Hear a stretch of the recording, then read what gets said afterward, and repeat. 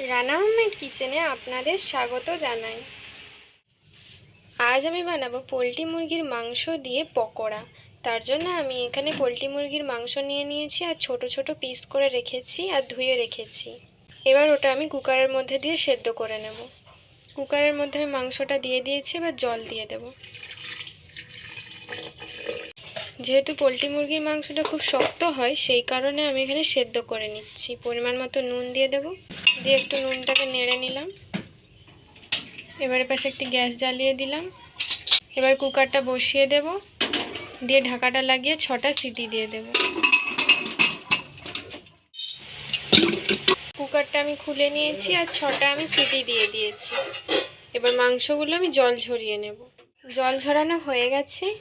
এবার আমি মাংসের কাঁটাগুলো ছাড়িয়ে নেব। পিস মাংস নিয়েছি, কিন্তু পোলট্রি মুরগিতে কাঁটা বেশি থাকে, সেই কারণে আমি কাঁটাগুলো বেছে নেব। আপনারা যদি পিস মাংস নিয়ে থাকেন তো ভালো। দেখুন আমি মাংসের কাঁটাগুলো ছাড়িয়ে নিয়েছি। এবার ওর মধ্যে লেবুর রস দিয়ে দিচ্ছি। আমি এখানে একটি লেবু নিয়ে নিয়েছি, ওটারই রসটা দিয়ে দিচ্ছি। আর আমি আগে থেকে কয়েকটা জিনিস কেটে রেখেছিলাম, তার মধ্যে আছে পেঁয়াজ কুচি, আর দিয়ে দেব রসুন কুচি, অল্প একটু আদা কুচি, আর একটা ছোট সাইজের লঙ্কাকেও কুচিয়ে রেখেছিলাম, ওটাও দিয়ে দিলাম। আর দিয়ে দেব কারিয়া পাতা,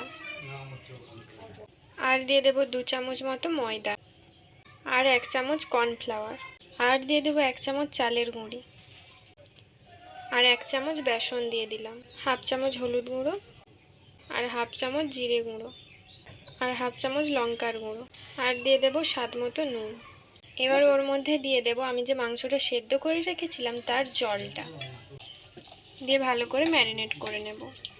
যারা যারা আমার চ্যানেলটিকে আগে থেকে সাবস্ক্রাইব করেছেন তাদেরকে অসংখ্য ধন্যবাদ। আর যারা যারা সাবস্ক্রাইব করেননি তারা জলদি সাবস্ক্রাইব করে দিন, যাতে নতুন নতুন রান্নার ভিডিও আপনারা দেখতে পারেন। দেখুন আমার ভালো করে ম্যারিনেট করা হয়ে গেছে। এবার এটা আমি আধ ঘন্টা রেখে দেব।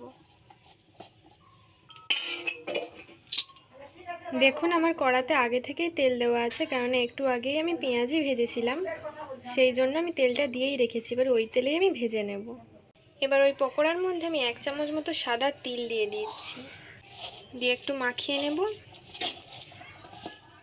এপাশে তেলটাও গরম হয়ে গেছে, এবার আমি পকোড়াগুলো ভেজে নেব।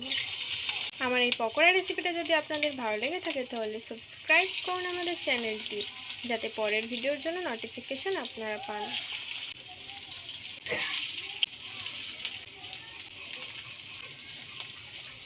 এক পাশটা ভাজা হয়ে গেছে, আর এক পাশটা উল্টে দেব, দিয়ে লাল লাল করে ভেজে নিতে হবে পকোড়াগুলোকে। দেখুন পকোড়াগুলো লাল করে আমি ভেজে নিয়েছি, এইভাবে লাল করে ভেজে নিতে হবে। এগুলো আমি তুলে নেব। এবার এইভাবে আমি সবগুলো ভেজে নেব। দেখুন আমার সবগুলো পকোড়া ভাজা হয়ে গেছে। আমি তো এটা সস দিয়ে খাবো, তো আপনারা এটা চায়ের সঙ্গেও খেতে পারেন বা এমনিও খেতে পারেন। তো ভালো থাকবেন, সুস্থ থাকবেন।